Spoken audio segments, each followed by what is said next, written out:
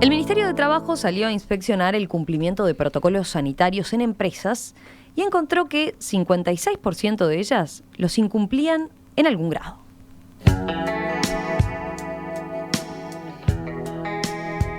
Esto ocurrió en el marco del operativo Trabajo Responsable, que comenzó a aplicar esta cartera la semana pasada y por el cual ya fiscalizó a 385 firmas. Pero ¿cuáles son esos protocolos? ¿Qué se está inspeccionando exactamente? Bueno, para entenderlo mejor está con nosotros ahora Tomás Teijeiro, Inspector General de Trabajo. Teijeiro, ¿qué tal? Buen día, un gusto recibirlo. Muchas gracias, buenos días para todos. Decíamos recién, bueno, el viernes 13 concretamente empezó este operativo que se ha denominado Trabajo Responsable.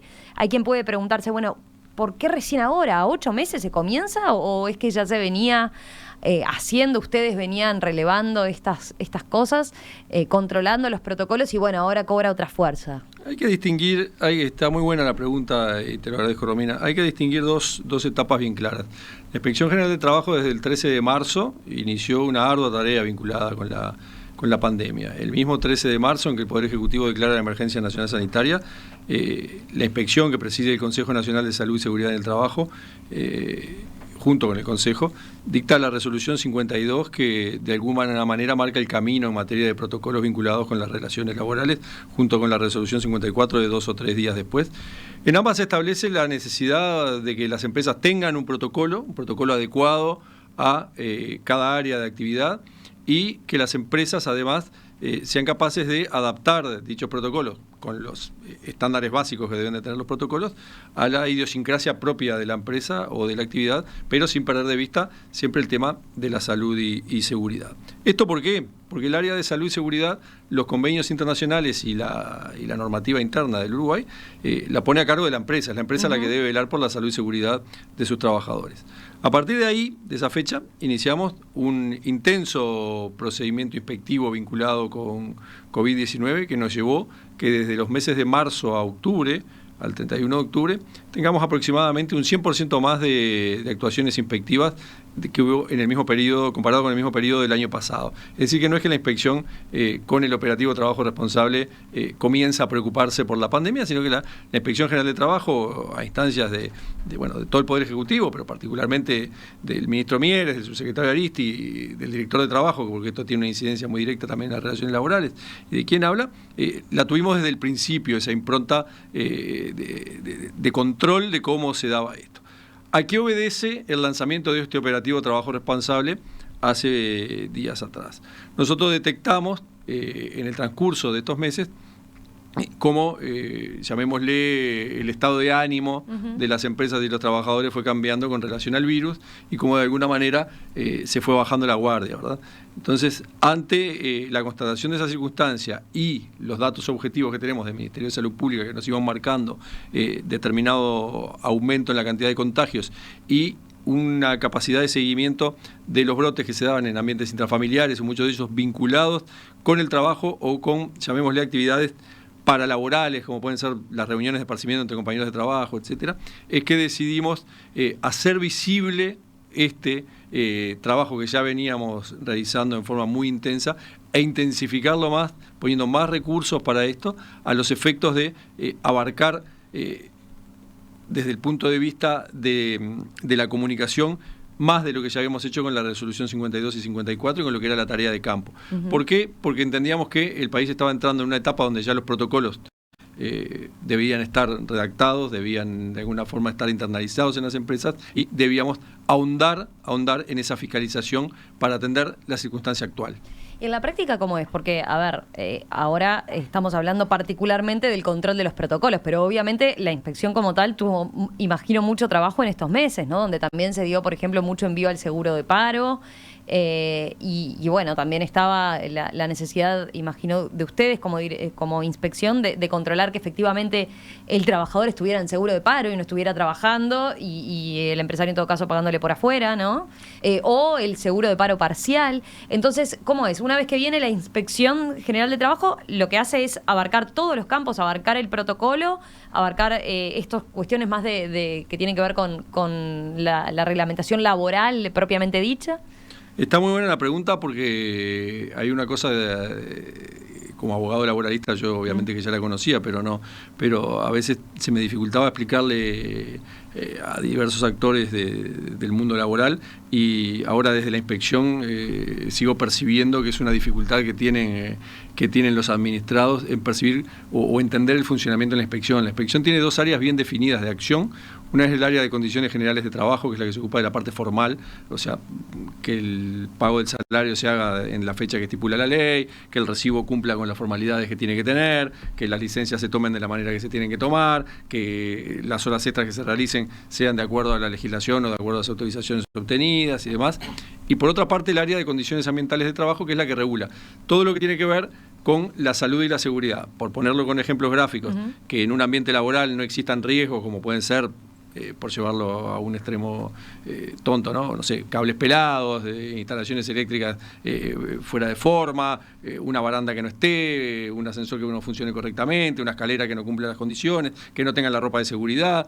Entonces, esas áreas que son bien definidas hacen su trabajo de manera independiente. ¿Por qué? Porque los inspectores de condiciones ambientales de trabajo y de condiciones generales de trabajo tienen una especialización distinta. Son todos inspectores de la Inspección General de Trabajo, pero tienen una especialización distinta, tienen una coordinación distinta y un liderazgo operativo distinto también, por lo cual puede llevar a que muchas veces las empresas tengan esa sensación que tantas veces he escuchado de me cayó el ministerio 2 veces seguidas en 2 semanas. Bueno, no es que te caigan 2 veces, es que en realidad hay una inspección vinculada al aspecto formal y otra inspección vinculada a los aspectos regulatorios de la salud y la seguridad.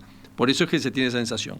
En ese trabajo, te decía que hemos estado. En materia, por ejemplo, los datos que te daba en porcentajes de inspecciones comparadas con el mismo periodo del año pasado al principio, eran de condiciones ambientales de trabajo. Tenemos casi un 100% más de inspecciones en lo que tiene que ver con condiciones de salud y seguridad. Tenemos casi un 70% más de inspecciones con respecto al mismo periodo del año pasado en lo que tiene que ver con condiciones generales, es decir, con el control de toda la parte formal, ¿verdad? Entonces, la inspección ha tenido una gran presencia en este año de pandemia en la calle.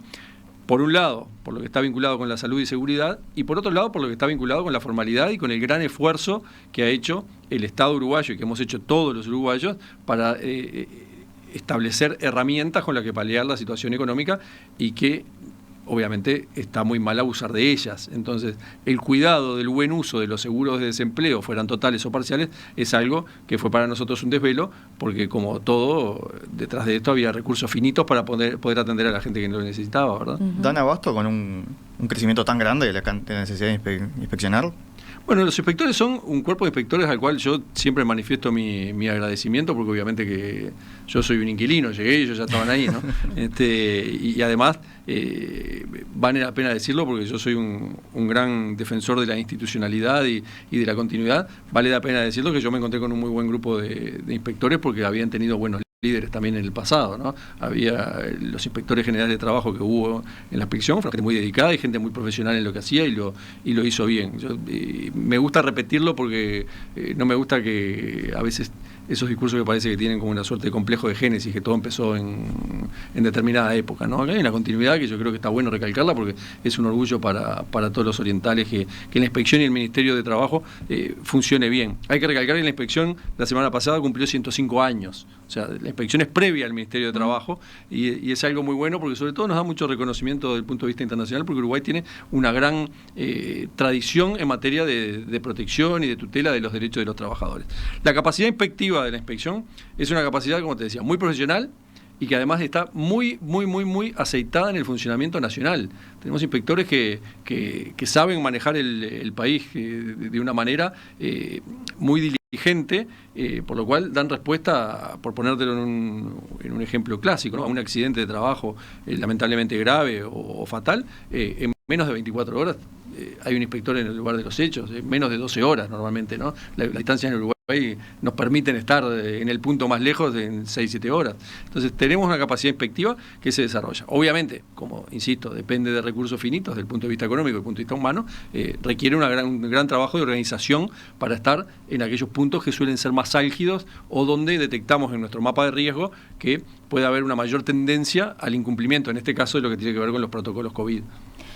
Volvamos a eso, a los protocolos COVID. Decíamos que desde que se lanzó este operativo especial, Trabajo Responsable, detectaron 56% de incumplimiento, ¿no? Esto exactamente es 56% de las empresas que inspeccionaron estaban incumpliendo. ¿En qué medida y cuáles eran en general los mayores incumplimientos? ¿Qué es lo más común? Lanzamos el operativo hace este viernes próximo, van a ser 15 días.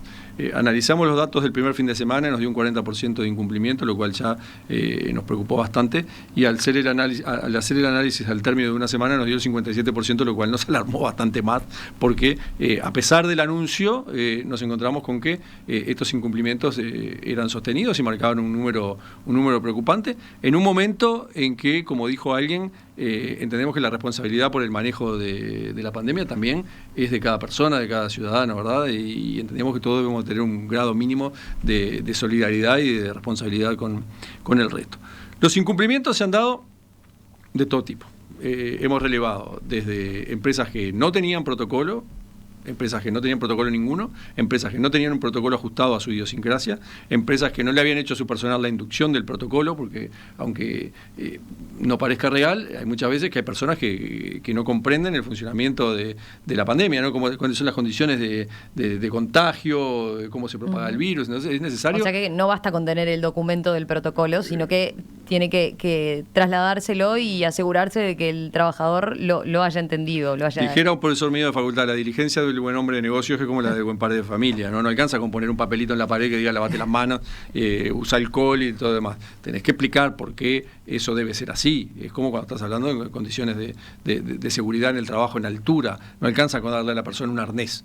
Hay que explicarle también cómo funciona el arnés. Bueno, entonces esto es lo mismo, hay que hacer una inducción en materia de protocolo para explicar el funcionamiento y qué es lo que se espera y cuáles son las eventuales sanciones, porque las empresas que incumplen con los protocolos van a ser sancionadas, porque está en juego aquí la salud y la seguridad y el trabajo de todos los orientales. Entonces, si las empresas son sancionadas en virtud del incumplimiento del protocolo por parte de algún trabajador, es natural que la empresa repita en la sanción, obviamente que no en la misma envergadura, porque ahí está todo el tema de la proporcionalidad, el poder disciplinario de la empresa y demás. Es un capítulo aparte, no es que si la inspección sanciona a la empresa en 10 pesos, esos 10 pesos se transmiten al empleado, pero el empleado sí puede ser suspendido, puede ser amonestado. Bueno, ahí está respondiendo ya una de las primeras preguntas que teníamos con Gastón, que era eso. ¿Cómo se asegura la empresa de que efectivamente sean los trabajadores, ¿no?, los que cumplen con las medidas?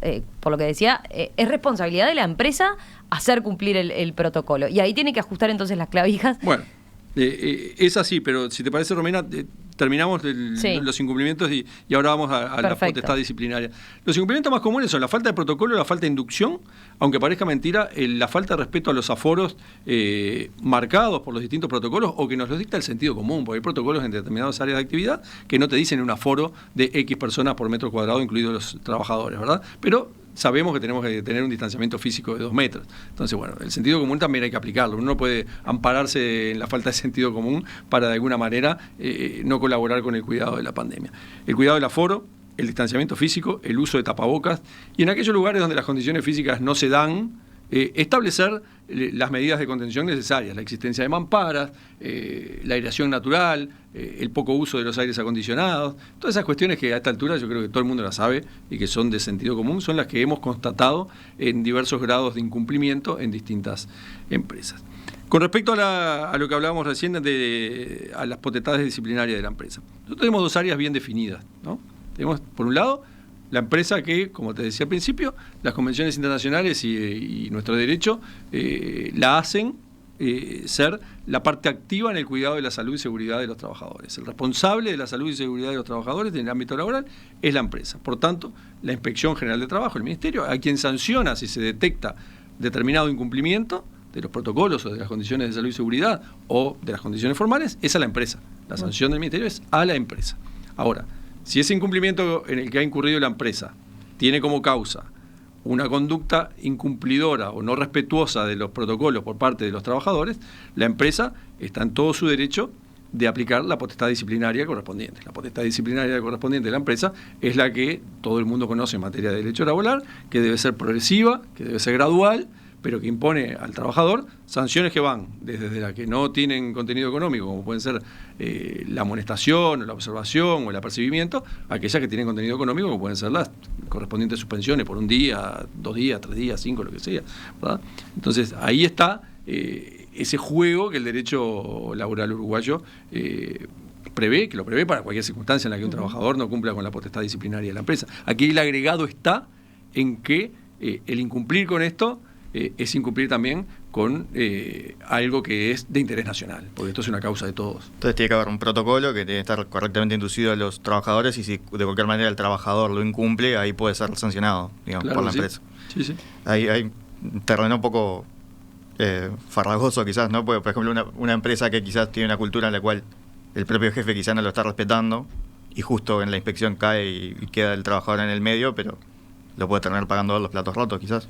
Bueno, lo que tiene Uruguay, que es un país felizmente protector de los derechos de los trabajadores, es que tiene instituciones muy firmes que, como les decía hace un rato, siempre conviene recalcar que son una construcción colectiva de todas las fuerzas políticas del Uruguay a lo largo de decenas de años, ¿no?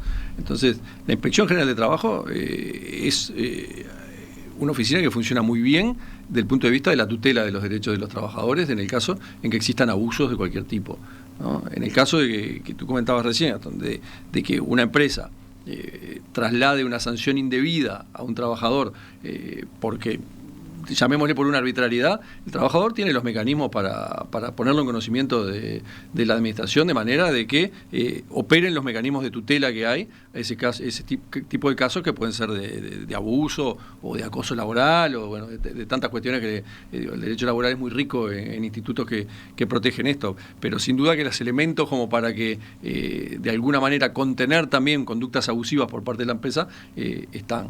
Yo creo que apelo una vez más a la solidaridad y al sentido común de los orientales en materia de relaciones de trabajo ahora, porque no podemos hacer de la pandemia una excusa para ir más allá de lo que la ley nos marca, ¿no? ¿Ustedes aconsejan que, por ejemplo, la empresa le haga firmar al trabajador el protocolo? Bueno, ¿Puede ser una medida que dé más garantías? Puede ser una medida que dé más garantías. Hay muchos protocolos que fueron acordados en forma tripartita con los sindicatos, ¿verdad? Esos protocolos han bajado a las empresas y han estado acordados con los protocolos, en las tripartitas sectoriales. Es decir, algunas empresas han participado porque tienen representantes, pero obviamente que no todas. Tener una notificación por escrito siempre es una salvaguarda más de que la empresa cumplió con la obligación de la inducción, ¿no? Siempre poner en conocimiento de alguien, ojo, con un protocolo que cumpla con las cuestiones no solamente del protocolo, sino del derecho que rige en el Uruguay. No podemos, por una situación de emergencia, ir a circunstancias abusivas, como decía Gastón, ¿verdad? O sea, plantear circunstancias en un protocolo que vayan más allá de las facultades que la empresa tiene en materia de salud y seguridad. De ninguna manera, por ejemplo, puede invadirse la intimidad del trabajador. Hay preguntas en materia de salud, ¿no? que pueden violentar los derechos de la intimidad, que bueno, esos caminos no se pueden recorrer. De ninguna manera la atención a la pandemia en el marco que le hemos dado en Uruguay puede ser un retroceso en materia de derechos. O sea, precisamente en Uruguay nos hemos vanagloriado de atender a la pandemia con libertad responsable, ¿verdad? Bueno, esto es lo mismo. La libertad responsable implica respetar el derecho de todos. ¿Cada empresa tiene que tener un protocolo específico ajustado a su medida o basta con que tenga el de su sector de actividad? No, alcanza con que eso no tenga, se lo exigen. Alcanza con que tenga el del sector de actividad. Si la empresa entiende que quiere ser más exhaustiva y así lo arregla o lo pacta con sus trabajadores, o quiere ser más cuidadosa, bienvenido sea. Hay protocolos que los conozco, que van mucho más allá de lo que sería un protocolo estándar, porque las partes así lo han acordado, y eso hay que saludarlo, porque es muy bueno. En el momento en que acuciaba plenamente la circunstancia de la pandemia, en el momento de mayores temores, de mayor incertidumbre, me consta, porque yo mismo lo vi, que hubo sectores de actividad empresarial de Uruguay que se dieron protocolos que eran mucho más beneficiosos de lo que se estaban pactando normalmente. Fue de acuerdo de partes, lo cual, vuelvo a pasar un aviso, que es de las cosas que a mí me gustaría que la pandemia nos deje, que es el consenso, ¿no? Cómo en forma muy rápida trabajadores y empleadores pudieron llegar al consenso de determinadas cuestiones que en circunstancias no pandémicas hubieran dado lugar a mucha discusión. Hablábamos recién de trabajadores que pueden ser sancionados por incumplir. ¿Puede también el trabajador denunciar ante el Ministerio que la empresa no está cumpliendo con el protocolo? Por supuesto que sí. El Ministerio tiene los mecanismos históricos y tradicionales para que el trabajador se comunique en forma personal, en forma telemática, en forma digital, en forma identificada o anónima, diciendo aquellas circunstancias que entiende que pueden poner su salud y su seguridad en riesgo. Claro, lo mismo que los protocolos de seguridad de una empresa de construcción, por ejemplo. Exactamente. Y los clientes, porque también en la información del Ministerio de Trabajo mencionaban, por ejemplo, falta de mamparas en las cajas registradoras, o Sí. no sé, en los restaurantes, en el protocolo incluye que los cocineros tienen que usar tapabocas, quizás, o no sé, en las pizzerías se ve directamente a los cocineros trabajando, se les ve de tapabocas. ¿Puede un cliente también denunciar? No, en este lugar no se está cumpliendo, ¿ahí es con el Ministerio de Trabajo o con el Ministerio de Salud Pública? El punto está en que nuestras competencias son en materia de relaciones laborales, ¿no? Claro. Ahí hay un ámbito difuso en el cual el cliente que hace la denuncia, ¿cómo la hace? Si el cliente denuncia que hay una circunstancia de riesgo para determinados trabajadores, a mi juicio y es opinión, técnicamente no sería correcto porque el que debería hacerla es el trabajador.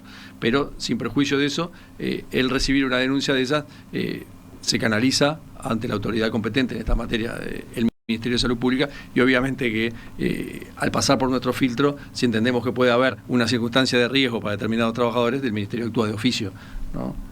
No lo tomamos como una denuncia, porque propiamente ahí no hay una relación de trabajo, el denunciante es un tercero, pero si nos ponen en conocimiento de que hay una circunstancia de riesgo, y eso es comprobado, la inspección actúa de oficio. Una aclaración respecto al 56% de incumplimiento. Eso estamos hablando de una fiscalización que fue aleatoria, ¿no? ¿No fue a partir de denuncias o sí? No, fue aleatoria. Fue aleatoria. Nosotros le llamamos de oficio o por denuncia. De oficio es cuando vamos a nuestro aire por la vida inspeccionando, de acuerdo a lo que nos da el mapa de riesgo que elaboramos, de acuerdo al momento de la semana, de acuerdo a las condiciones, y el fin de semana y está lindo, tiene más chance de ser inspeccionado un restaurante de la costa que una oficina de Ciudad Vieja, ¿no? Entonces, eso se va manejando de esa manera, de acuerdo a un mapa que nos va dando dónde pueden estar en ese momento las circunstancias, siempre tratando de prever, porque acá no se trata de llegar a donde ya está el brote, sino de tratar de que el brote no ocurra. Y en ese caso en particular, ¿se dedicaron a algún rubro que mostrara determinado incumplimiento? Por ejemplo, pensando en lo que decía Gastón, empresas que tuvieran más bien atención al cliente, o fue en oficinas directamente. No, se cubrieron diversos rubros. Lo que sí está bueno decir es que nos dedicamos tanto a la actividad pública como a la actividad privada. Porque hay una cosa que a nosotros siempre nos ha preocupado, es que este tipo de controles sean controles justos, sean controles equitativos para todos, y la protección de los derechos de todos los trabajadores, y son trabajadores tanto los del sector público como los del sector privado. ¿Y qué pasó en el ámbito público? Bueno, encontramos también algunas cosas para corregir que se han ido corrigiendo rápidamente. En el ámbito público, algunas, la facilidad para corregirlas se da de manera más inmediata, porque obviamente es la misma casa, ¿no? O casi. Pero en el ámbito privado a veces que eso lleva un poco más, y los controles llevan también a lo que hablábamos al principio, de intimar la puesta en orden, controlar la puesta en orden y eventualmente sancionar. Ahí está, eso es progresivo, ¿no? Recordemos eso. De este 56% que estaba incumpliendo, que tuvieron un primer llamado de atención. Un primer llamado de atención, controles posteriores que vamos a seguir realizando, y en aquellos casos en los que se perciba que no, se constate que no hubo un ajuste a las reglas, obviamente que van a haber sanciones. No sé, Gastón, si tenés alguna pregunta puntual de los oyentes con respecto a cuestiones prácticas. Justo la pregunta que acababa de llegar era cómo eran los controles en el sector público, era justito lo que estaba contestando usted. Pero a mí la pregunta que me quedaba era en cuanto al distanciamiento físico. Una oficina chica que quizás no puede garantizar la distancia recomendada por protocolo, ¿tiene que tratar de fomentar el teletrabajo, o cómo se puede solucionar en ese caso? El decreto que declara la emergencia nacional sanitaria lo dice bien claro, ¿no? Que hay que tratar de ir por caminos en los cuales se proteja la salud y la seguridad de los trabajadores. Si en algún sitio las condiciones no están dadas para el regreso en la forma en la que ya se dio, las oficinas deberán buscar la manera de funcionar. Una es la de las mamparas, con la suficiente aireación natural, ¿verdad?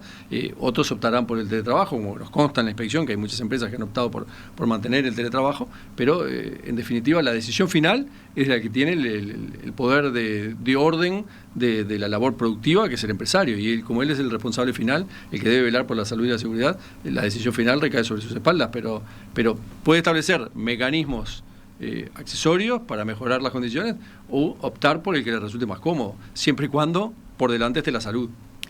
¿Qué pasa con esos otros ámbitos que van más allá del horario o del lugar propio de trabajo? Hoy mencionaba esas reuniones paraoficiales, dijo, ¿no? Cuando bueno, a la salida de un día de trabajo se van algunos a compañeros a tomar algo. El after. O el after. O después también puede ser directamente la hora del almuerzo, cuando es afuera de la oficina. ¿Qué pasa con eso? ¿Ustedes dieron alguna indicación en general que permita, bueno, a la empresa tener alguna garantía de los cuidados que debe tener el trabajador en ese tipo de ámbitos, donde también está en juego claramente la capacidad de que se contagien otros trabajadores de la empresa? Ahí lo que pueden haber son recomendaciones, porque estamos hablando de fuera del horario de trabajo, del ámbito privado de los trabajadores, ¿no? Lo que, a mi juicio y a modo de opinión, adelanto, es que lo que pueden haber son recomendaciones, las típicas despedidas de fin de año que empiezan a venir. Bueno, claro, por ejemplo. Por eso, bueno, son cuestiones donde las personas tienen que tener la debida diligencia. No se olviden que estamos en una situación de emergencia nacional sanitaria y la obligación la tenemos todos. O sea, todos y cada uno, de ser cuidadosos por respeto al otro, por respeto a nosotros mismos, por nuestra familia. Ustedes han visto que las comunicaciones, tanto nacionales como las que a uno le llegan por redes sociales del exterior, apelan al cuidado de los abuelos, a esto, a toda la sensibilidad que se le pueda ocurrir, tratando de que algunos, por algún lado, se nos despierte el sentido de la responsabilidad. Pero no es más que eso, es que ser responsables. Entonces, salir de copas en el after, ir a comer un montón de gente junta en un lugar reducido donde no hay ventilación, realizar una despedida de fin de año sin las condiciones, no está en el ámbito que la empresa lo puede regular, pero los trabajadores deberían ser conscientes que, como dijo el presidente de la República, a más COVID, menos trabajo. Y ese es el punto de inflexión que tenemos que cuidar en este momento, y más con los números que tenemos. Recomendar no hacer fiesta de fin de año para las empresas. Lo ideal sería no hacer ninguna. Ahora, que lo haga, que se cuide, o que lo haga en condiciones, como nos ha manifestado muy bien el Ministerio de Salud Pública, en condiciones que sean que aumenten la certeza o que bajen la probabilidad de contagio. Yo me imagino que deben haber visto todos una noticia que hay creo que es en El País de hoy, donde pone, según el lugar, la posibilidad de tipo semáforo amarillo, verde y rojo, las posibilidades de contagio, ¿no? Si lo miran, ahí les da una pauta clara de cuáles son aquellas actividades donde uno tiene más riesgo. Entonces uno debería adaptar la despedida de fin de año a algo que no implique tanto riesgo.